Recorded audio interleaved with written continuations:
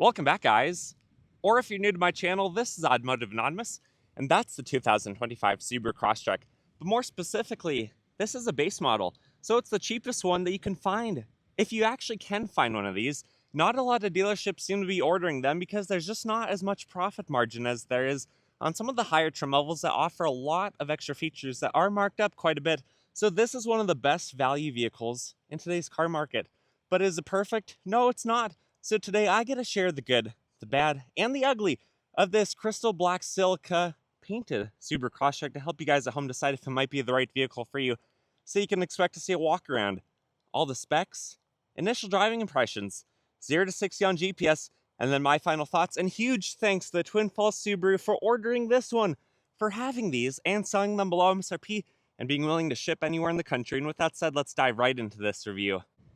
And if you like Subaru, the Crosstrek, or my video, please be so kind to consider liking my video. Basically, that lets me know you want to watch more stuff like this. It helps the video get shared, but it'll also help you as well by having YouTube choose to show you more stuff like this. Thank you so much. But if you're new to the Subaru Crosstrek, there's a few things that you guys should probably know. I won't give as much information as I have in some of my other Crosstrek trim level rundowns, but the basics are, I used to own this powertrain. I used to own a Crosstrek Premium a few years ago. I thought it was a really good car, putting over 40,000 miles on it. I didn't have any problems, and Crosstreks every single year have gotten better. I've driven dozens of these, all the trim levels, many base models actually over the last few years as well, and I really like them. I really like the value that this brings.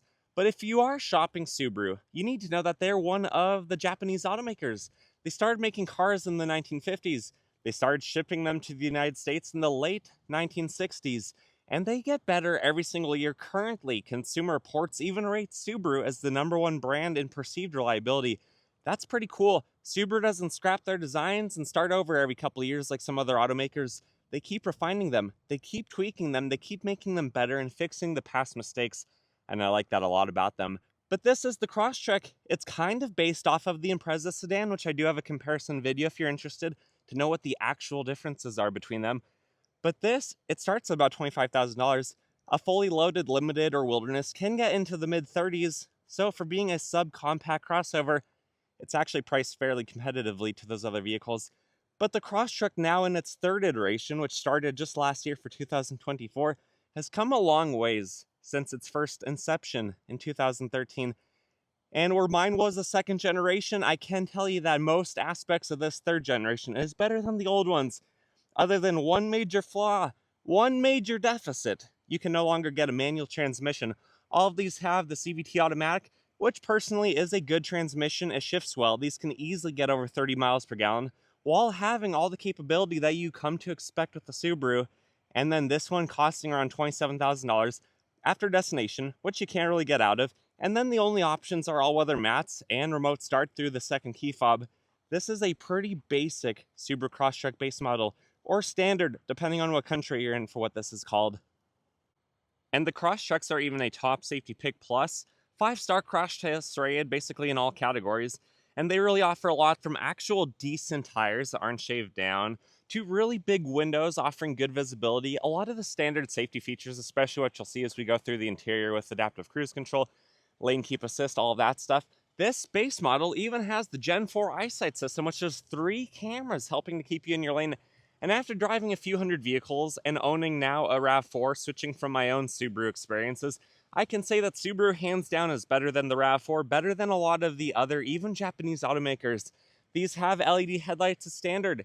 They have a lot of sensors, a lot of safety features. Just depending on the trim level, you'll get more and more. But even the base model really offers a lot. And when this is a $27,000 car, competing against the lower trim levels of the other subcompacts like the Mazda CX-30, the Honda HR-V, and the Toyota CHR, which I'm only really naming the Japanese automakers because I think they're the most competitively compared to this, where if you want reliability, if you want safe, and you want a good value, you might need to look Japanese, which I hate to say it, but it's kind of the reality in today's market. They're still offering very good vehicles that aren't marked up just for the point of company profits. This vehicle, I can't imagine, is making Subaru globally a lot of money. And I like that they are offering such a good vehicle, such a good platform. And this really has a lot of the hand-me-down features that the higher-end Subarus have, not just the Crosstrek. but also a lot of the components are shared with the Outback, the Forester, and the Ascent. And probably one of the things I miss the most about my ownership experience of the Crosstrek is because this is a subcompact, it fits really well in parking spots. Look at how much extra room there is. That's because this vehicle overall is only about 14.5 feet long, but it has an 8.75 wheelbase, just like a lot of other Subarus, meaning it's very stable and planted on the road with the wide wheelbase. It's only a little bit over 5 feet tall, a little bit less than 6 feet wide. This probably weighs about 3,400 pounds with the smaller engine and less features than some of the more loaded trim levels that could weigh up to about 3,600 pounds, while having the same 900-pound payload capacity. So between the interior, if you had roof rails, which this base model does not, and the cargo area, you can hold 900 pounds worth of your favorite people and stuff in the Crosstrek. This is rated to tow 1,500 pounds. The most extreme is the Wilderness with the transmission cooler and the bigger engine. That can tow 3,500 pounds. And this, while having 8.7 inches of ground clearance, just like the other Crosstreks, it has a 390 final axle ratio, putting the power down pretty well for what this engine is. And it can do a full circle in about 36 feet, which is very agile.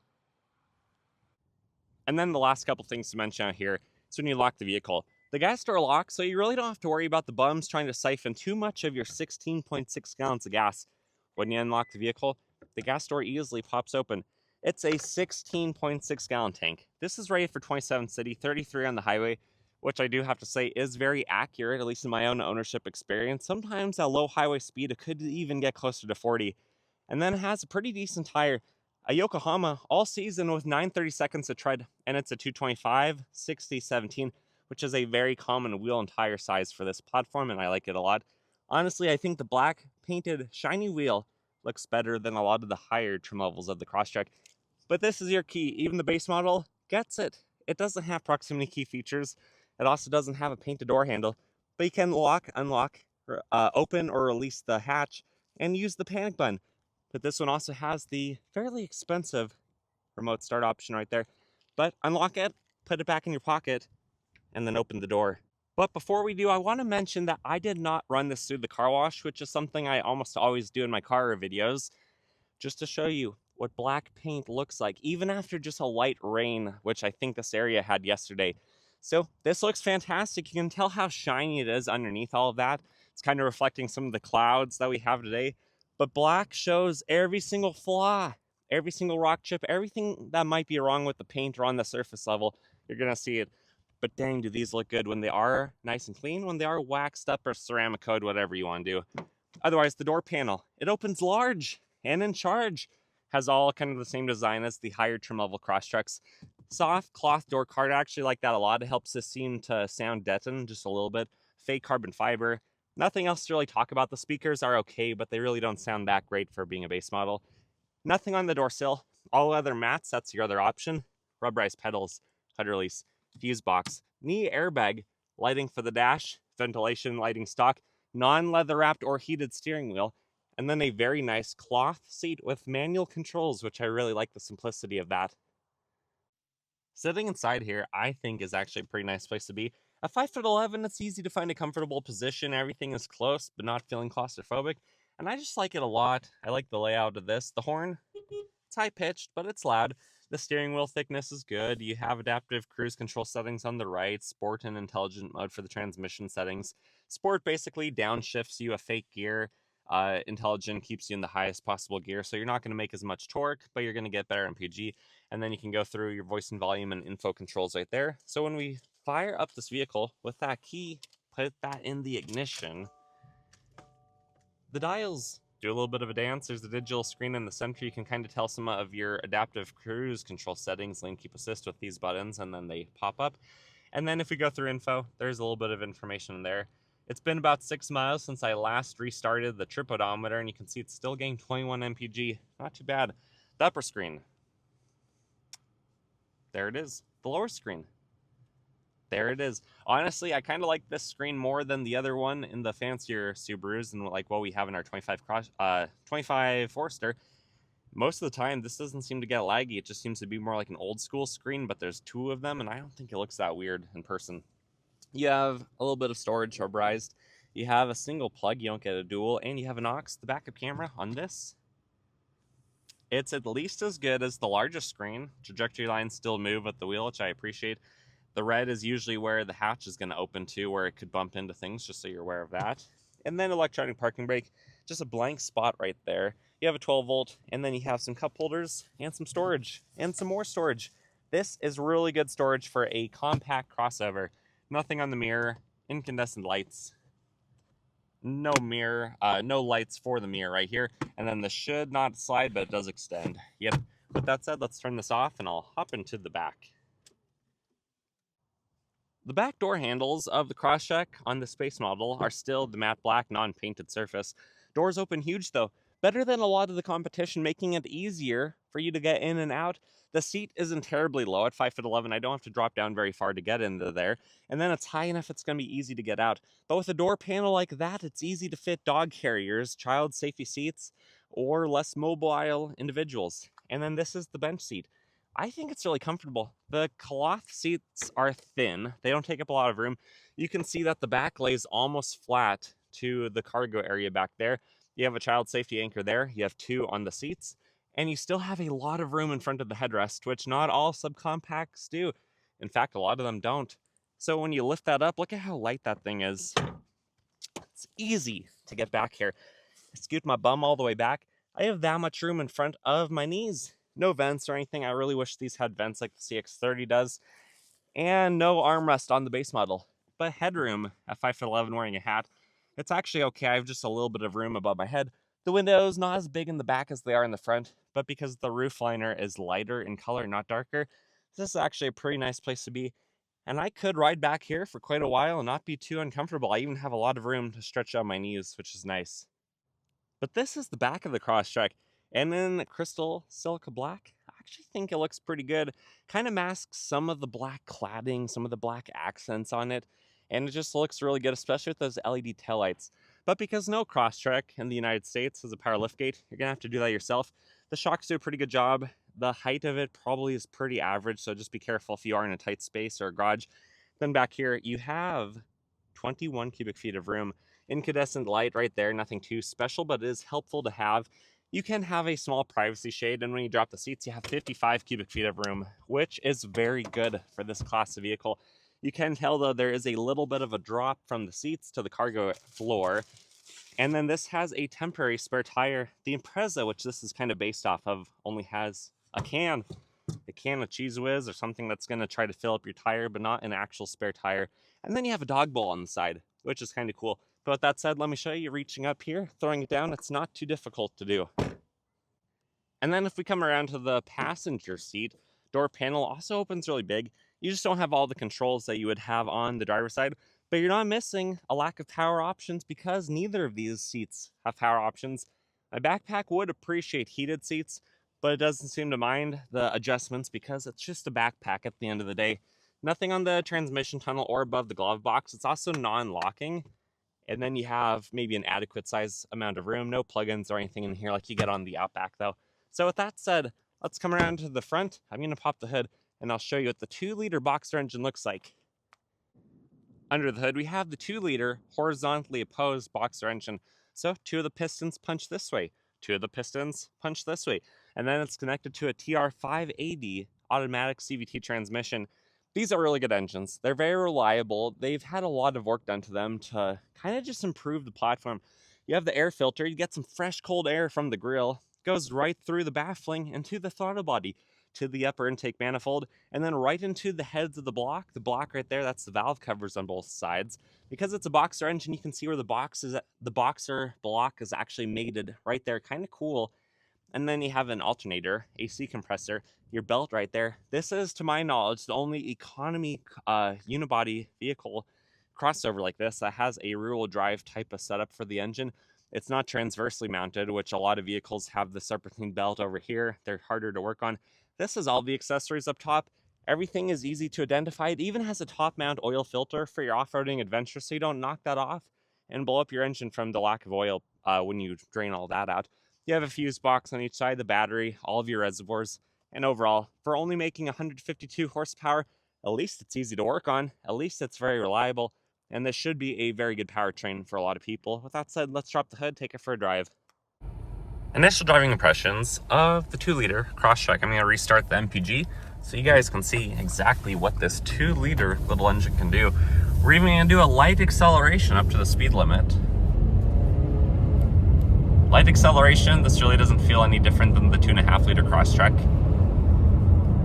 I think you'll mostly notice the difference when the vehicle is loaded down or when you're really trying to stab the gas pedal. But just cruising generally, this thing, you can see currently I think we're getting 12.8 mpg, but I think that number is going to very quickly improve. But because this is a Crosstrek, it's really comfortable. I love the seating position. I love the cloth seats. They're thin, so they don't take up a lot of interior volume on the subcompact, but they're comfortable. There's not a ton of bolstering, so I think they're gonna fit most people pretty well in most body types, but if you take a corner fast, you're not gonna feel the support that you might be looking for. Speaking of looking, visibility is really good on the Crosstrek platform. The windows are big, the side mirrors are big, and because it's only 14.5 feet long, you can see right down the center of the rear view mirror. Honestly, this screen, it's kind of silly that Subaru engineered a second screen, but I don't really have any issues with it. In person, it doesn't look silly. At least I don't think so. And it almost seems to be more responsive than the big 11.6-inch screen. And although I haven't spent as much time in a base model of any of the Subarus, they don't seem to be as laggy as the bigger one can sometimes be.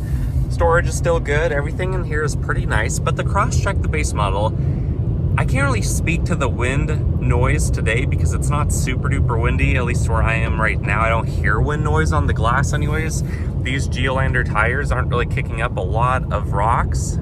Some of the rocks are getting stuck in the tread, but they're not really kicking up a lot of rocks like the WRXs do on their factory tires. And overall, this is just a nice driving vehicle. I love that this has the full payload capacity of 900 pounds. I love that the back seats are big enough to fit full-size adults. And when you're not getting on the gas, it cruises well. We're already up to 26.7, and that's after just going 1.5 miles. So it won't be long until this is showing the 32-ish average that I usually have gotten when I used to own one of these. But overall, it's a nice vehicle. I like it a lot. There's gonna be a little bit of a bump up ahead, and we are gonna see how painful the experience of that is on these 17-inch wheels. Not bad. The tires absorbed it pretty well. I really like the 225 60/17 on this. That's just a very common size tire, and they're not overly expensive to replace compared to some more luxurious trim levels. Anyways, guys, let me get to the private road and we will do a 0 to 60. 0 to 60 in the 2-liter Crosstrek. Temperatures are cold, about 35 degrees outside. Density altitude's almost 3,000 feet. So this is down on power, maybe 8 or 9%. And just because this is the 2-liter and this is an honest test, I'm gonna leave traction control on. I'm not gonna brake rev the CVT, which is something I almost always do in my videos, or whatever automatic or manual transmission it has. And I even have the HVAC halfway up. So we're gonna see a realistic, honest, regular non-sport mode, 0 to 60. And we're gonna see what this can do just off of idle. Let's go.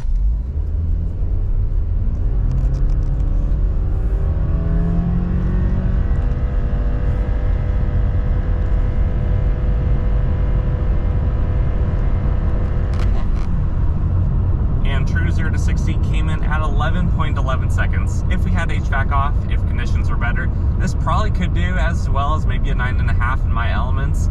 But this is a realistic test. These are not speed demons, but under normal circumstances, when the vehicle's unloaded, not going up elevation, it does okay. My final thoughts of the 2025 Subaru Crosstrek Base. Personally, I do wish this still could be bought for about $24,000, $25,000 like it could a few years ago. But for $27,000, I mean, that's the same monetary value that that lower price point had a few years ago. So I think this is still the same value, the same bargain. But this new generation, it has a better system for safety features. It has LED headlights. It has a few features like that that mine didn't even have.